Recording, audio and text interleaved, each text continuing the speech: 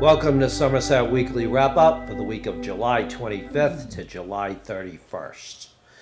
The Selectmen on Wednesday signed a 2-year agreement with the Somerset Police Department's Patrolmen's Union, which will increase the pay of the officers by 17% over the 2 years of the agreement.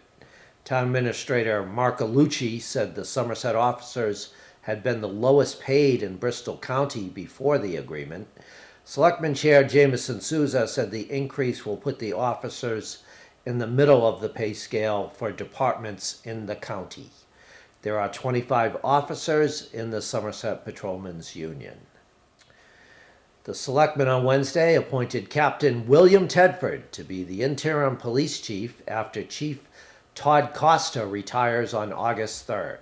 Selectman Chair Jamison Souza said Captain Tedford will be made the permanent police chief after the town works out a contract with him. The Patrolmen's Union had previously endorsed Captain Tedford to be the next police chief. The position was posted in-house only, and he was the only candidate to apply for the job. The Selectmen on Wednesday appointed William Horrocks to be the interim building commissioner while the town looks to hire one on a permanent basis. Building Commissioner Richard Forand, who had been the town's building commissioner for the last 2 years, has resigned to take a job in Fairhaven. Horrocks has filled in on an interim basis for the town before and has experience as a state inspector. Selectman Chair Jamison Souza said Horrocks is a very knowledgeable inspector, including having inspected industrial sites and large commercial buildings.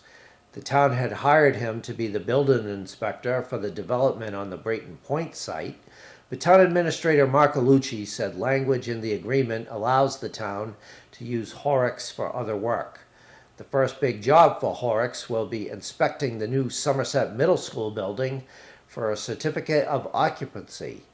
Alucci said Horrocks will work 20 hours a week and will be paid $50 an hour for being the town's temporary building commissioner.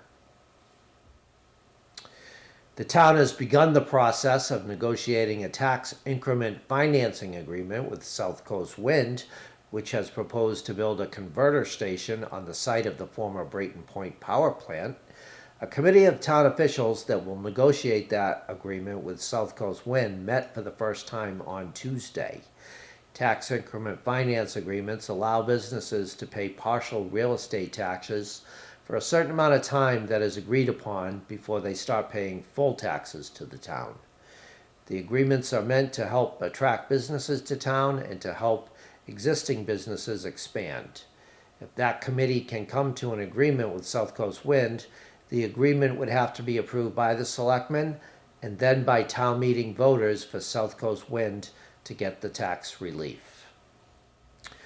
William Aubin, who was a dispatcher at the Somerset Police Department for 30 years and worked as the lead dispatcher for many of those years, retired on Wednesday.